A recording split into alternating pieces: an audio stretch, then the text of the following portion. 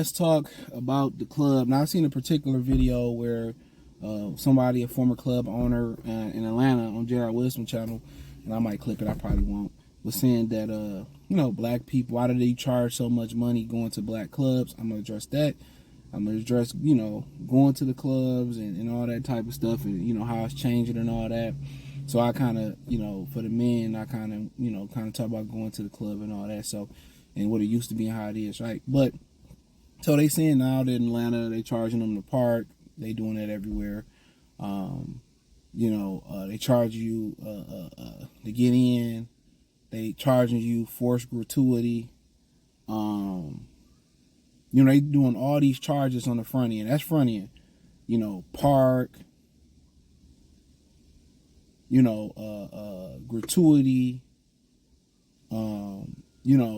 And it was some other things that they I think they was mentioning that they was charging for. They could charge you to use the bathroom, they would. But the reason they tax black people the way they tax them when you talking about going to the club, the reason they tax on the front end because black people don't spend no money.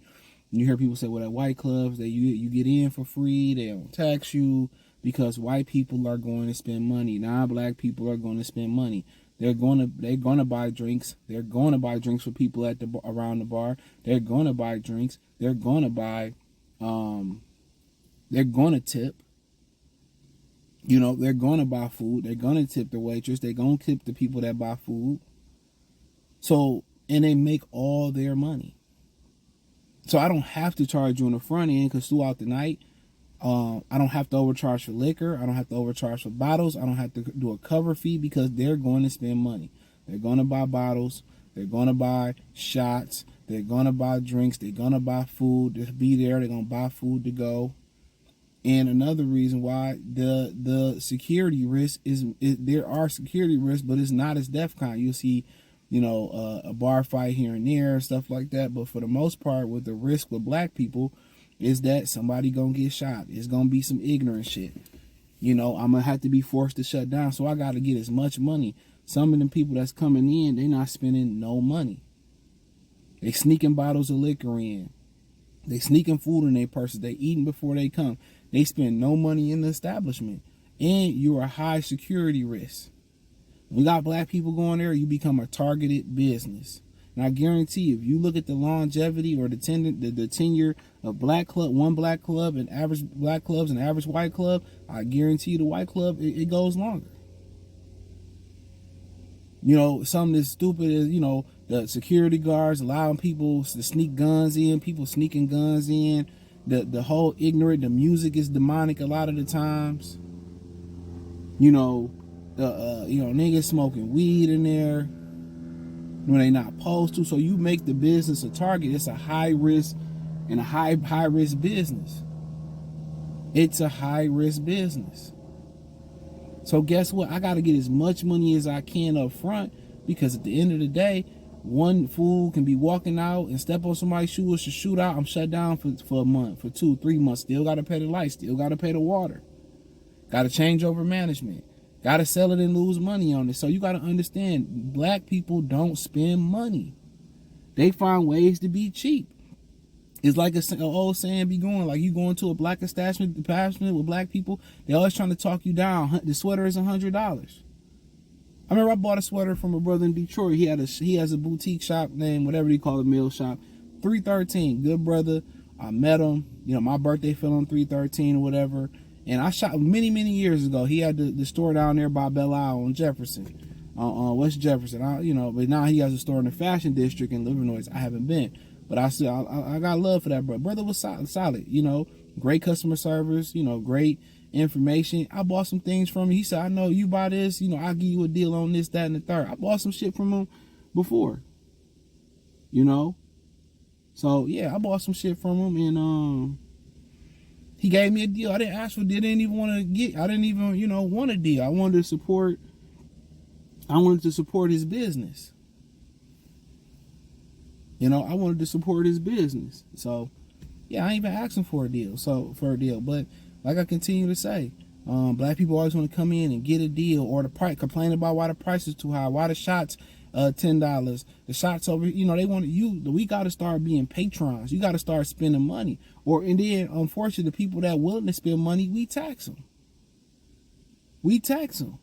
They gotta, crawl. They gotta crawl where everybody else get to run. Bullshit.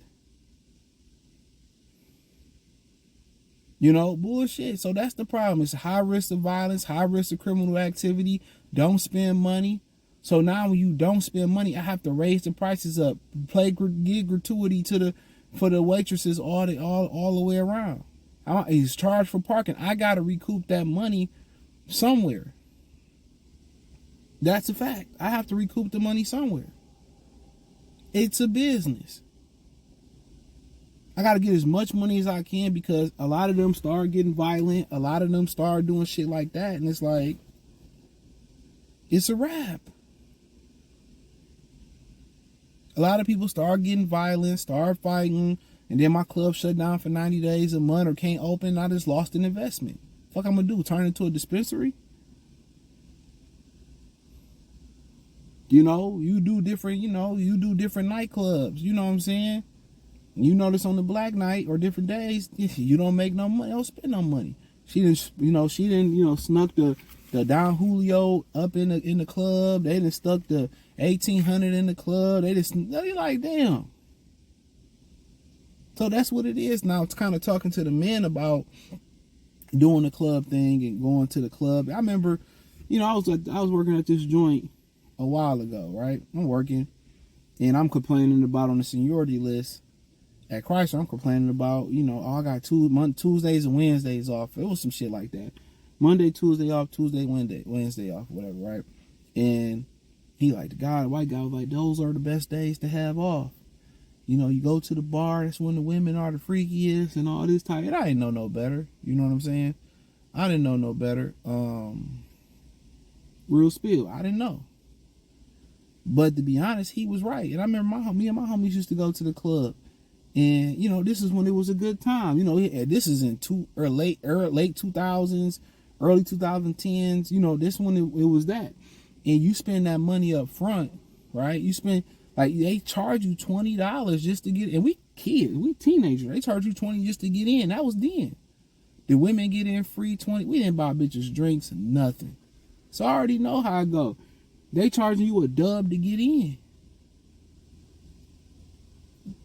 They charging you a dub to get in. So it's like, damn, we figured out, hey, we might as well just parking lot pimp. And we used to do that, parking lot pimp. We used to meet a group of girls. We used to go hang out with the group of girls. They come over our spot, or we go over their spot. We have a good time kicking with them a couple times. Maybe a couple of homies get serious with one or two of them. And, that's just what it was. We did that so many times. Good, wholesome fun. Nobody was drugging women. Nobody was trying to take nothing from women.